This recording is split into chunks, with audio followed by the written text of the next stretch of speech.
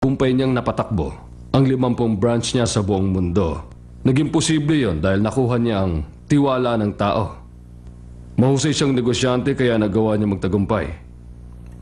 Bumagsak na sana ang mga negosyo niya sa ngayon kung ginagamit lang niya ang mga tao at kung naging pabaya siya. Maganda ang punto niya doon. Ano nang plano niyo ngayon? Kung ako ang tatanungin,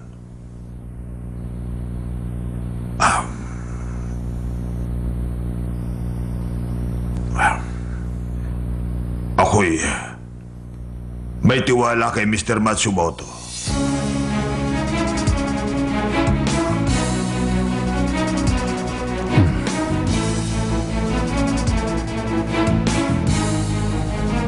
Ano nangyayari? Bakit po? May problema po ba dito, sir? Nasaan si Robert? Lumabas po siya. Tawagin mo siya. Opo. Bilis. Ayusin mo na to. Nagulo. Sige na. Diyos ko. Okay, ayusin niyo to. Uy! Chefo! Chefo! Tulungan niyo! Chefo! Chefo! Mga kaya ambulansya! Tulungan niyo! Chefo! Chefo! Dali! Ano nangyari? Garubi, Japuche, Namuro. Ano bang kalokohan ito? Ay, Jenna, pwede ba? Wala akong pakialam kung anong klaseng pagkain po yung binibenta nila. Naku, alam mo bang malaking problema ito? Hindi ka ba man lang nag-aalala tungkol dito? Isa kang Chef Patrick. Ang inaalala ko lang ngayon, iba na ang luto ngayon sa Wunamjung. Tsaka isa pa, wala akong pakialam sa mga nangyayari sa labas. Sige na, magtitinda pa ako eh. Dito ka lang ba? Okay.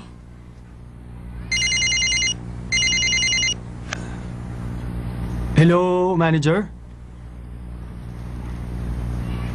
Ano? Ang papa ko? Okay, sige, papunta na ako dyan.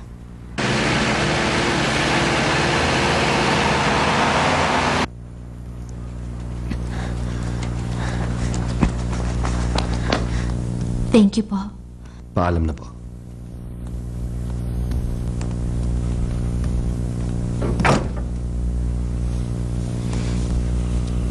Manager yon. Huwag mo sanang sabihin ito kina Robert at Patrick. Chef kailangan pong madala kayo sa ospital. Wag. Ayokong mabulok ako sa ospital sa huling sandali ng buhay ko.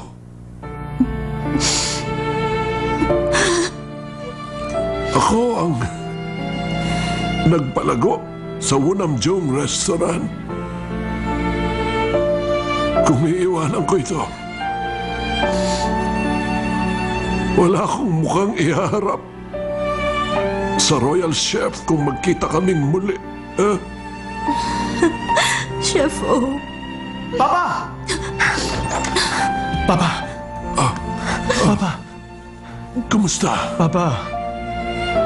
Marahil tinawagan ka na ni manager yun. Ayos lang ba kayo? Oo naman. Ayos ako. Okay ako. Huwag kang mag-alala. Walang ano man ito.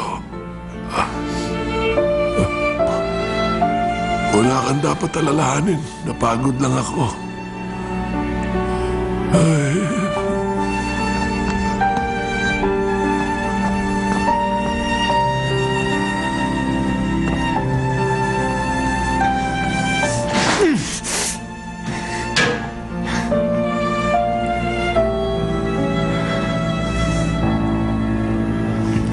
Kinansel lahat ang opening ng mga branch natin.